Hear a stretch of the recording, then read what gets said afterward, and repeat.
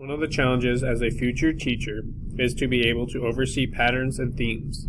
High-quality teachers do both. They see the details of how each of their students is doing within each lesson. They also can see the patterns of the students' growth across the lessons, days, weeks, and months.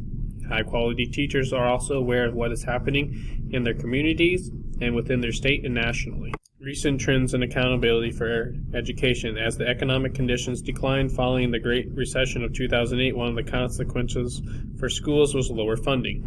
Trends and reforms. When there has been a problem in society, policymakers have typically turned to schools as a source of the problem and or as a resource for solving the problem. This pattern of moving from crisis to school reform has happened repeatedly over the decades. School reform. Major school-wide initiatives to change curriculum, instruction, and or within the school organization arrangements. Fixing the parts. This perspective is reflecting of the mass curriculum development of projects of the 1960s. Fix the people. The teacher training and professional development was seen as a key to improving education. Fix the school. Implementing one of the various whole school reform models and reorganizing schools were seen as ways to change the whole school. In the 1990s, the thought was the whole system of education was needing change. This pattern required consideration of all perspectives discussed. Each new presidential administration will have new initiatives to improve education. Education is seen as a key lever for solving state and national problems such as economic crisis. George W. Bush, No Child Left Behind. President Obama and Congress passed the American Recovery and Reinvestment Act. President Johnson had the Great Society initiatives. He also had in 65 and 66 ESSA statutes included major multi-funding for educational research and development. School improvement process. The principal will organize a special committee of teachers and school leaders to serve as the school improvement team. The process begins with the sit review data, and then developing a set of action steps to address areas of student learning that are deficient. The data, the action steps, and the timeline of implementation are placed in a major document called the School Improvement Plan. Professional Learning Community, PLC, a school organization culture that emphasizes collaboration and all members continually to learn. You will see and hear teachers working in collaboration with each other. They visit each other's classrooms, openly share plans, resources, and ideas. They admit to having a need for help from colleagues about what to do to improve a particular student's learning. Teachers and the principals have a shared vision for the school and what teaching and learning should look like. Parent involvement. High-quality schools use many strategies to involve parents in addition to a traditional parent PTA, a parent volunteer program.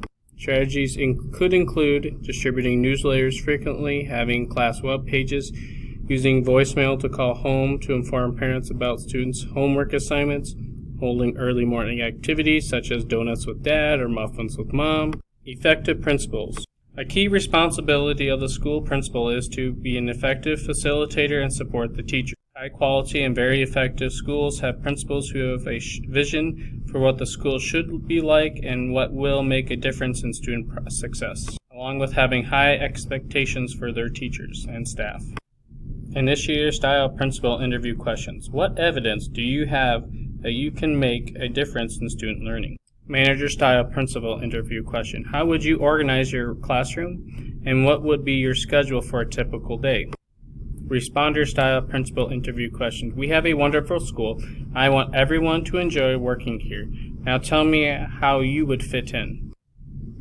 Teachers have more success with change with their principals, leads, with the initiator or manager style. Students have higher test scores in schools with principals who have a vision for what teaching and learning should look like, initiators, and those who are well-organized managers. Initiator-style principals press teachers, students, parents to do more and work together. Effective school characteristics of these schools include a shared vision and goal, concerns about teaching and learning, purposeful teaching, high expectations, and home school participation. Value added. Kindergartens were assigned at random to small classes, 13 to 17 students, a regular class of 22 to 26 students, or a regular class with full-time teacher aide. In the study, they found that 1. Students in small classes had superior academic performance. 2. No differences were found between teacher aide classes and regular classes. 3. Small classes were advantages for boys and girls. Greater benefits for minority students and students attending inner-city schools. Evidence-based practice and program, a curriculum approach or instructional strategy that has been documented effectiveness through research studies. The first question that is likely to be asked whenever a new practice or innovation approach or change in instruction is, what evidence is there that makes a positive difference in student outcomes? If the initiator of the change cannot provide data related to this question, there is not much likelihood that it will be adopted. Data-driven decision-making. You might hear terms of data teams, interim assessments, respond to intervention. High-quality schools and their teachers use data continuously, especially in the relation to assessing what is happening with student achievement. Data are used to make instructional decisions as well as budgetary ones.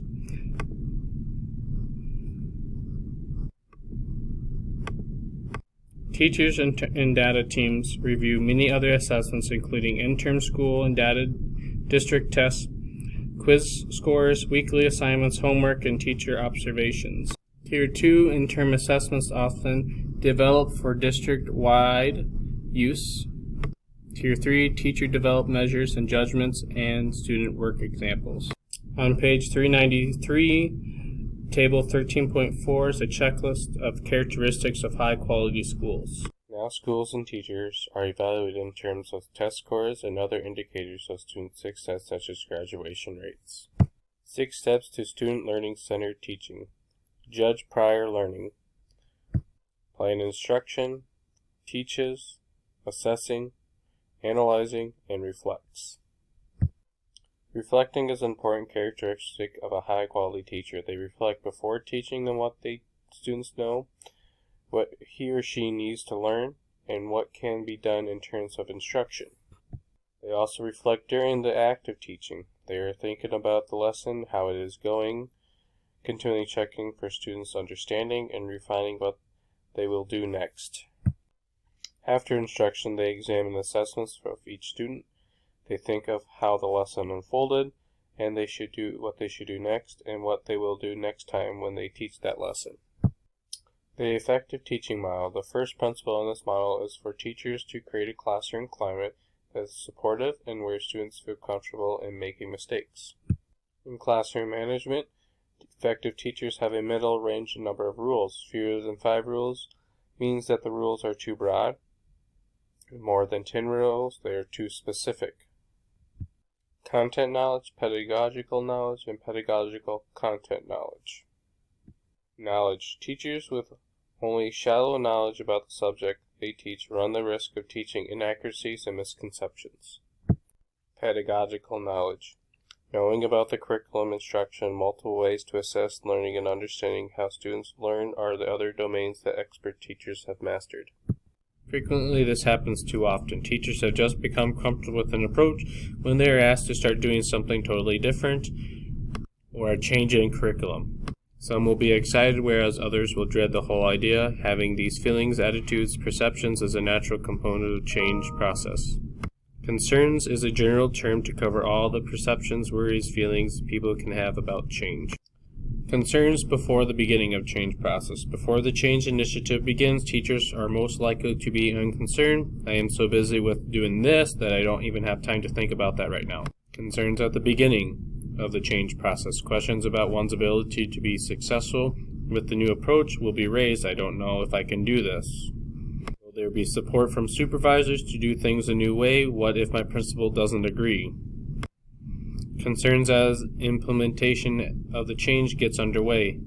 It is taking me hours to prepare for the next day and still everything doesn't go smoothly. Concerns about time, logistics, organization, materials can go on for months or even several years if the change is big and complex. Concerns when use of the new way is mastered. If the change process unfolds successfully and principal support for it strong, and then teachers' self and task concerns will be resolved, and impact concerns will become the most intense. There will be questions such as, how is it affecting the students' learning? What can be done to improve teaching? 4 types of concerns that teachers have when they experience change, which is impact, task, self, and unconcern. This table is on 398 of your book, 13.6. A rapid creation of new forms and applications of technology has important implications for teachers. 1, that teacher-savvy teachers will see interesting and useful ways to incorporate some new forms, yet will be uncertain about the usefulness of others. 2, students will be eager to adopt and be creative in using new forms of technology. Establishment of school and district policies related to appropriate and inappropriate uses of forms of technology will lag behind technology's introductions into the classroom. Social networking technologies, Facebook, digital photos, text messages, and many others are different types of these, and can be used in ways that enhance teaching and student learning, yet they also can be destructive for students and can even be used to cheat. Some districts have decided to suspend students from bringing their phones to school. Yet some schools have even elected not only to allow, but also require students to use various electronic devices in the classroom. Teachers need to view each new form of technology and application of technology as a possible way for students to cheat. New applications of technology. Microphones, speakers, and amplifiers have been around for more than 100 years, but now they're used as a classroom audio technology system. 3 keys to taking advantage of this future are flexibility and imagination. 1, teachers need to be flexible and open to consider whether a new technology really is beneficial. 2, they must be creative in thinking up new ways to use the technology. And 3, they must devise strategies to integrate the use of the technology into their lesson plans. First 1 to 3 years of teaching is called the introduction. Beginning teachers can benefit from several kinds of resources and support. With support, the students of beginning teachers will be more successful. Newly hired teachers will be invited to a new employee workshop, usually conducted by the district's Human Resource Department. Topics might be rights and responsibility as an employee of the district, how to sign up for health insurance, sick leave policies, how you get paid, and reminders about legal protections and responsibilities.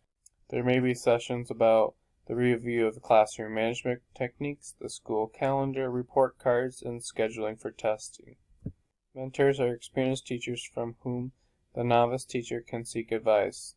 They are not the evaluator. Some will be assigned to be your mentor at least for the first year, if not more. Mentors are master teachers who can help you design lessons.